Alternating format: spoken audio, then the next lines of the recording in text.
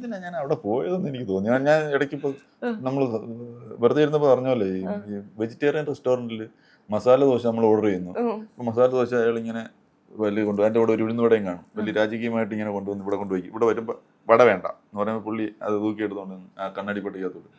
അപ്പോൾ അതുപോലെ വലിയ രാജകീയമായിട്ട് നമ്മൾ അവിടെ ബിഗ് ബോസിനകത്തോട്ട് കയറി വേണ്ടാന്ന് പറഞ്ഞിട്ട് എടുത്ത് കളഞ്ഞ പോലുള്ള അവസ്ഥയായിപ്പോയി. ഞാൻ പോയിട്ട് തിരിച്ചു ചേട്ടൻ കോട്ടും സ്യൂട്ടും ഒക്കെ ഇട്ടിട്ടാണ് ലാലേട്ടന് കൈ കൊടുത്ത് ബിഗ് ബോസ് ഹൗസിലേക്ക് രാജകീയമായുള്ള ഒരു എൻട്രി നടത്തുന്നത്. അപ്പൊ എൻട്രി നടത്തിയപ്പോ കുറച്ച് എന്താ പറയാ വാക്ചാതുര്യം ഒക്കെ അവിടെ ഉപയോഗിച്ചു. അപ്പൊ നമ്മൾ വിചാരിക്കുന്നത് പുള്ളിന്റെ കുറെ ഫിലോസഫിക്കൽ ആയിട്ടുള്ള സാധനങ്ങൾ നമുക്ക് കാണാം, നമുക്ക് കുറെ പഠിക്കാന്നൊക്കെ വിചാരിച്ചു. ഞാൻ പുറത്തിറങ്ങി വന്നപ്പോൾ വേറെ ആരൊക്കെ റിവ്യൂ ഒക്കെ ചെയ്യുന്നവരൊക്കെ പറഞ്ഞു മുൻഷി രഞ്ജിത്തിൽ നിന്നും കുറച്ച് നല്ല കാര്യങ്ങൾ നമുക്ക് സംസാരിക്കാൻ കേൾക്കാൻ പറ്റുമായിരിക്കും, അദ്ദേഹത്തിന്റെ ചിന്തകളൊക്കെ നമുക്ക് അറിയാൻ പറ്റും. അതൊക്കെ ഞാൻ ഈ അടുത്ത ദിവസങ്ങളിലൊക്കെ കണ്ടത്.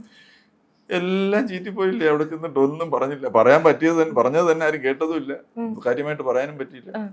തിരിച്ചിങ്ങി വരേണ്ടി